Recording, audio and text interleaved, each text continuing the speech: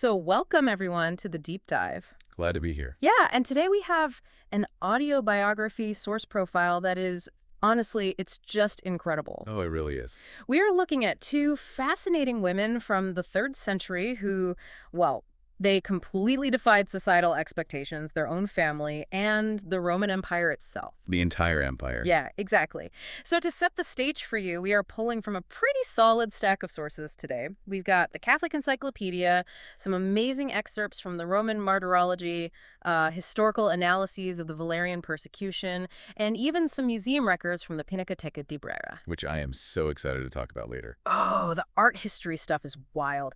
But to start, I want you to just imagine something for a second. Imagine you're sitting in the courtyard of this sprawling Roman villa. Right. You know, massive marble columns, servants anticipating literally your every need, the Mediterranean sun on the terracotta. That's pretty nice. Right. You are a member of the elite, you're engaged to be married to someone just as wealthy, and your whole life is perfectly mapped out in this comfortable, insulated bubble. It's a life of, absolute, undeniable security, the kind of wealth that makes you feel totally untouchable. Yeah. But in the ancient world, that security was often just a very thin veneer over a pretty brutal reality. Because overnight, a government mandate comes down from the emperor himself. Yeah. And suddenly, all that generational wealth, it can't protect you anymore. You are forced into a corner, forced to make a split-second choice between your deepest, most private convictions and your physical safety. And in the 3rd century Roman Empire, choosing your convictions over an imperial edict meant losing everything. Your property, your freedom, your life. Everything. Which is why the story we are profiling today is so jarring. We are tracking the lives of Saints Rufina and Secunda. 2 women who lived this exact nightmare. In the year 257 AD. Right. And when you look at the historical records, the Roman Martyrology, the early encyclopedias, you realize very quickly that these weren't marginalized outcasts, rebelling against the system they hated. No. They were sitting right at the very top of it. They were the daughters of a Roman senator named Asterius. So we are talking about extreme senatorial rank wealth. The absolute 1%. The 1% of the 1%, the kind of privilege that came with private estates and political influence and just incredibly high societal expectations. Because their worldly ambitions were entirely mapped out for them. Right. They were engaged to 2 young, highly suitable Christian men named Armentarius and Varenus. Good Roman families. Exactly. The strategy was crystal clear. Marry, merge the assets, maintain the bloodline, and keep your heads down. Right. And to understand the weight of that expectation, we really have to look at the paterfamilias system. Oh, right. The Roman family law. Exactly. In Roman law, the male head of the household held absolute legal authority over his children. Yeah. We aren't just talking about, strict parenting here. We are talking about the literal legal power of life and death. Which is terrifying. It is. A Roman woman's existence was essentially a contractual obligation to the state and her family. You seamlessly transferred from the guardianship of your father to your husband. So it's like an arranged corporate merger today between 2 billionaire families? Yes. But the stakes are literal survival. But, I have to challenge the logic of their danger for a second here. Okay, go for it. Because given their senatorial status, how insulated would Rufina and Secunda have actually felt? If you are basically a billionaire in ancient Rome, wouldn't you feel insulated? Weren't the wealthy usually above the everyday persecutions? Up until the year 257 AD. Yes, that was absolutely true. Okay. Wealthy Christians mostly flew under the radar. But you have to look at the macroeconomics of the Roman Empire at this specific moment. Things are getting bad. Things were catastrophic. Emperor Valerian is staring down a massive crisis. The borders are buckling under barbarian invasions, the currency is basically collapsing, and these devastating plagues have decimated the workforce. So they need money. Desperately. The imperial treasury is completely empty, and Valerian realizes he can solve 2 massive problems with 1 edict. Right. He can crush the leadership of this growing Christian movement, which he sees as a threat, and he can seize their massive estates to fund his armies. It's a blatant cash grab. A total cash grab disguised as religious piety. So the edict goes into effect, and the state suddenly targets the Christian elite for the first time. The safety net just vanishes overnight. Completely vanishes. And this brings us to the breaking point. This is where those powerful fiancés, Armentarius and Varenus, show their true colors. Oh, this is where it gets dark. Faced with the prospect of losing their estates and, being executed, they panic. Understandably, but yes. They apostatize. They publicly renounce their Christian faith. They burn incense to the Roman gods just to save their own skins and their bank account. They fold immediately. They didn't even try to hold out. Wow. And naturally, they pressure Rufina and Secunda to follow suit. I mean, the proposition from the guys is simple. Just say the words, offer the incense, conform to the state, and we can all go back to our luxurious mansions. Just play the game. Exactly, just play the game. But the sisters refuse. And they don't just politely disagree. They experience a profound breaking point. They flatly refuse to abjure their faith. They break off the engagements entirely. Yeah. And they vow to consecrate their virginity to Christ. And then they make the drastic decision to secretly flee Rome for the wilderness of Etruria. Which is, I mean, an astonishing escalation on their part. It's a huge deal. By consecrating their virginity, they were making this profound theological, but also political statement. Right. In early Christianity, virginity wasn't merely a physical state, it was the ultimate declaration of autonomy. Right, because of that paterfamilias thing. Exactly. Yeah. By vowing themselves solely to God, they were explicitly stating, I am not the property of the state, I am not the property of my father, and I am definitely not the property of a husband. I mean, I completely understand the theological beauty of that, but I'm genuinely confused by their survival strategy here. Yeah. Because if their senatorial wealth and status were basically their only buffers against persecution, why throw away the only armor they had? Well, I mean, these are elite women with zero wilderness survival skills, right? Running into the ancient countryside as fugitives, that sounds like a literal suicide mission. from a purely pragmatic standpoint, yeah, it was a suicide mission. Okay, so I'm not crazy. No, not at all. Yeah. But Rufina and Secunda recognized something fundamental that their fiancés completely missed. Which was? Their wealth and their impending marriages weren't armor, they were a golden cage. Oh. The state was using their comfort as leverage to force their compliance. The only way to remove the state's leverage was to walk away from everything the state could take from them. Just take away the bargaining chips. Exactly. I mean, for you listening, just think about that for a second. Have you ever realized that the things making you the most comfortable are sometimes the exact things trapping you? That's a heavy thought. It really is. Yeah. They chose the sheer terror of the unknown over a comfortable, compromised life. But making a midnight escape from Rome is one thing. Actually surviving on the run is another. Yeah, and they don't make it far. They barely make it to the 14th milestone of the Via Flaminia before they are intercepted by a Roman official named Aristocratic. And the historical acts reveal a deeply disturbing detail about that capture. That's so bad. Aristocratic didn't just stumble upon them on the road. No. He knew exactly where to look, because Rufina and Secunda were denounced and turned in by Martyrs and Varenus, Their own ex-fiancés. their own ex-fiancés. It is a staggering betrayal. I mean, we're talking about the ultimate toxic exes here. Truly. These men held immense societal power. They were supposed to protect these women. Instead, they weaponized the empire against them. They operate exactly like state informants in a modern authoritarian regime, basically handing their loved ones over to the secret police to prove their own loyalty to the state. The psychological mechanics behind that betrayal are fascinating, though. What do you mean? Well, think about it. Martyrs and Varenus had just compromised their deepest beliefs to save their wealth. Right. The psychological guilt of watching Rufina and Secunda refuse to do the same thing, it must have been intolerable for them. Oh, because it made them look bad. Exactly. The sisters' bravery was a mirror reflecting the men's cowardice. By turning them in, the fiancés are trying to force the sisters to break. They're hoping that, if everyone compromises, no one has to feel guilty about it. Wow. If I drag you down to my level, I don't feel so bad about being down here. Precisely. That is just bleak. So the sisters are dragged back to Rome in chains, and they are brought before Gaius Junius Donatus, who is the prefect of the city. A very powerful man. Very. And the interrogation begins. He tries logical arguments at first, reminding them of the estates they are leaving behind, all the wealth, and then he escalates to violent threats. But they remain completely steadfast. Unshaken. And when threats fail, the prefect shifts his tactics. He recognizes their unique spiritual strength, which is this unyielding solidarity with one another. They are totally unified. Right. So he tries to divide and conquer.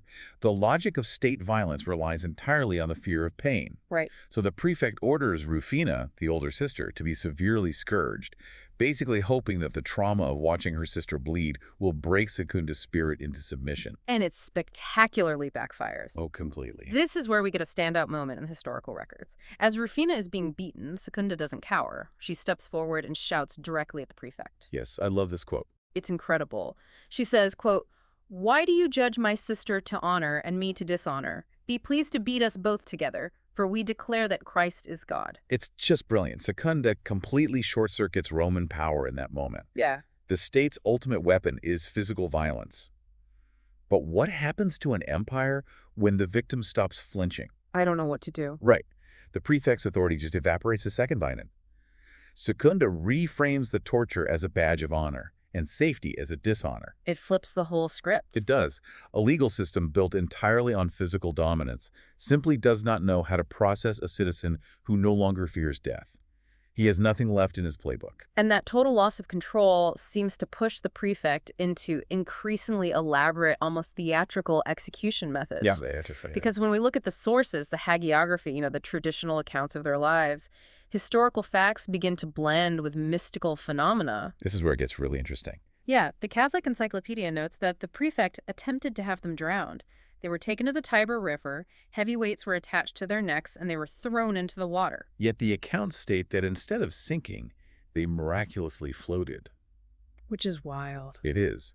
But regardless of how a modern reader interprets the supernatural elements, we really have to examine why this specific aquatic miracle became so deeply ingrained in early Christian memory and European art. Okay, why? Well, drowning is an act of erasure. The river sweeps you away, hiding the state's crime in the murky depths. Floating is a literal refusal to be suppressed. Oh, I see. Defying the laws of physics mirrors their defiance of Roman law. It is a stunning visual metaphor for their entire existence. It really is. And that visual was so incredibly potent that it echoed across centuries. In fact, in the museum records from the Pinacoteca di Brera in Milan, there is a masterpiece from the 1620s called The Martyrdom of Saints Rufina and Secunda. Oh, this is the painting I was waiting for. It's so cool. In the art world, it is famous as Il Quadro delle Tre Mani, the painting by three hands. Right, because three of the most prominent masters of Italian painting collaborated on that single canvas. You had Il Morricone, Giulio Cesare Procaccini, and Giovanni Battista Crespi. Three absolute heavyweights. Yes. And what makes this extraordinary is that these three men were fierce, highly competitive rivals. They hated each other, basically. They did not get along. They rarely shared a spotlight, let alone a single canvas. Yet this specific story, of two women standing in absolute unbreakable solidarity against an empire, it compelled three bitter rivals to unite. It's amazing. The thematic power of their unity literally forced rival artists to collaborate more than 1,000 years later. I mean, the Defiants outlived the Roman Empire itself. And we actually see that Defiance outliving the empire while the sisters' bodies were still unburied. Right, let's get back to the timeline. Because after the river execution fails, the prefect resorts to the most brutal, straightforward approach. They are taken into the wilderness and executed, and their bodies are just abandoned in the woods to rot. Just left out there. But a pagan Roman matron named Plautilla experiences a vivid, supernatural dream. The post-mortem miracles start. Exactly. The deceased sisters appear to her in this dream. They reveal the exact location of their unburied remains, and they exhort her to convert. And she actually listens to the dream. She does. She goes out into the woods, finds their bodies, buries them properly, and becomes a Christian. Which is a huge deal. I want to unpack the sheer scale of that propaganda failure for Rome. Right. Because the state publicly executes these women specifically to terrify the wealthy elite into total obedience. Yep, it was supposed to be a warning. But instead, a wealthy Roman elite sees their bravery, realizes the state is morally bankrupt, and decides to join the very religion the emperor is trying to exterminate. Talk about backfiring. The recovery and burial of martyrs' bodies was actually an indispensable element of early Christian resistance. Ah, so? By risking her own life to bury state enemies, Plautilla is proving that the bravery of Rufina and Secunda was far more compelling than the emperor's threats. Wow. The execution didn't silence them. It amplified their message directly into the ranks of the Roman upper class. Plotilla's discovery moves us right into the grisly details of their final moments and really the legacy of the ground where they fell. Right, because the historical texts pinpoint the exact location. They do. The prefect had handed them back to Archelaus. They were taken to this dark, ominous, heavily wooded area outside the city on the Via Cornelia, specifically at the ninth milestone. The locals called it Silva Negra, which means the Black Forest. Right, and it was there that the executions were finally carried out. The records show Rufina was beheaded by the sword and Secunda was beaten to death. Brutal. But because Plautilla buried them there, that terrifying site of state terror undergoes a massive transformation over time. It becomes a site of intense devotion. Exactly. The local faithful begin traveling to the site in droves. Miracles are attributed to the sisters' intercession there, and the reputation of the place changes so dramatically that the people actually rename the forest. I love this detail. It goes from Silva Negra, the Black Forest, to Silva Candida, the White Forest. The light completely pushes out the dark. A whole town eventually grows around their burial site, which later becomes an official bishopric see. And their canonization? It wasn't a bureaucratic, centuries-long investigation like we see sometimes today. No. It was driven by the immediate, overwhelming popular devotion of the masses. I mean, by the 4th century, Pope Julius I was building a massive basilica right over their tomb in the White Forest. Pope Damasus I erected a church there too, and for centuries they rested there. But in the year 1154, during the pontificate of Anastasius IV, the relics of Rufina and Secunda were officially transferred into the Lateran Basilica right in the heart of Rome. Mostly to protect them from invaders. Right. And today, they rest in a chapel near the baptistry of Constantine. But there is also a church dedicated to them in the Trastevere district of Rome today. Which is super significant. Yeah, because tradition holds that this church is built precisely over the site of their original family dwelling, the very house belonging to their father, Asterius. It is a complete reclamation of their origins. The gilded cage they fled from became a lasting monument to the reason they left. Wow. When you zoom out and look at this entire story, I mean, from the insulated luxury of the villa to the blood on the floor of the Black Forest, it forces a mirror up to all of us. It really does. Rufina and Secunda faced immense pressure from their government, they faced the oppressive legal structure of their own family, and they were profoundly betrayed by the men who claimed to love them. Every single force on earth was pushing them to take the easy way out. Just burn the incense. Exactly. To conform, just say the words, go back to the villa. But they chose the absolute hardest path instead. Which brings us to, I think, the most striking contrast in this entire historical record. Think about Armentarius and Varenus for a moment. The Fiancés. Right. We established them as powerful, connected men. They were pillars of senatorial society. They had vast wealth, immense influence. And they turned in their own fiancés to protect that status. Exactly. And what did that status ultimately buy them? Nothing. Absolute historical obscurity. We know nothing else about their lives, their wealth, or their deaths.